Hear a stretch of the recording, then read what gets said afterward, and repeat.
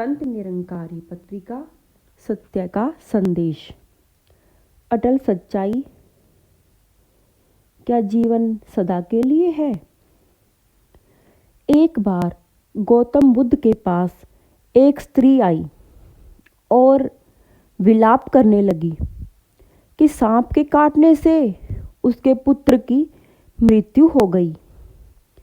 स्त्री अपने इकलौते पुत्र को जीवित कराने के लिए बार बार उनसे विनती कर रही थी। बुद्ध देव ने उससे प्रश्न किया, क्या तुम नहीं जानती कि इस संसार में जो भी जन्म लेता है उसका एक दिन अंत होना निश्चित है?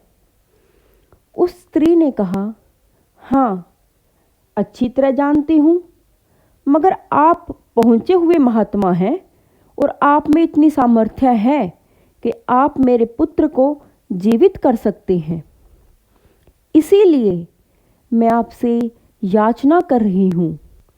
मेरा वह बेटा मेरी इकलौती संतान थी।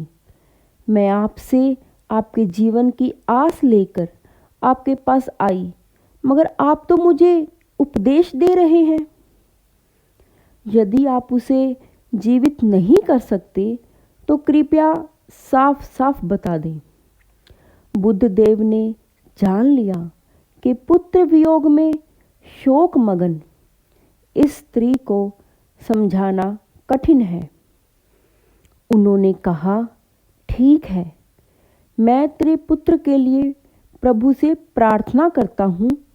तू इसके लिए किसी घर से राई लेकर आ, लेकिन इस बात का ध्यान रखना कि जिस घर से तू राई लेकर आए उस घर में कभी किसी की मृत्यु नहीं हो। स्त्री के मन में आशा का संचार हुआ। उसने सोचा कि राई तो आसानी से प्राप्त हो जाएगी, लेकिन वह जिस घर में भी जाती वहाँ यही जवाब मिलता कि उसके घर में किसी ना किसी की मृत्यु अवश्य हुई है। वह बेचारी थक गई, लेकिन किसी भी घर से राई नहीं मिली। उसे इस बात की समझ आ रही थी कि मृत्यु अटल एवं अवश्यंभावी है, जिसका सामना किसी ना किसी दिन हर एक को करना ही पड़ता है। थक हार कर वह बुद्ध देव के पास लौटी और उसने बताया कि उसे कोई ऐसा घर नहीं मिला जहाँ किसी की मृत्यु ना हुई हो। अतः अब धन्य लोग आप अन्य लोगों के समान वह भी इस दुख का धैर्य और साहसपूर्वक सामना करेगी। सासंगत जी, धन्य निरंकार।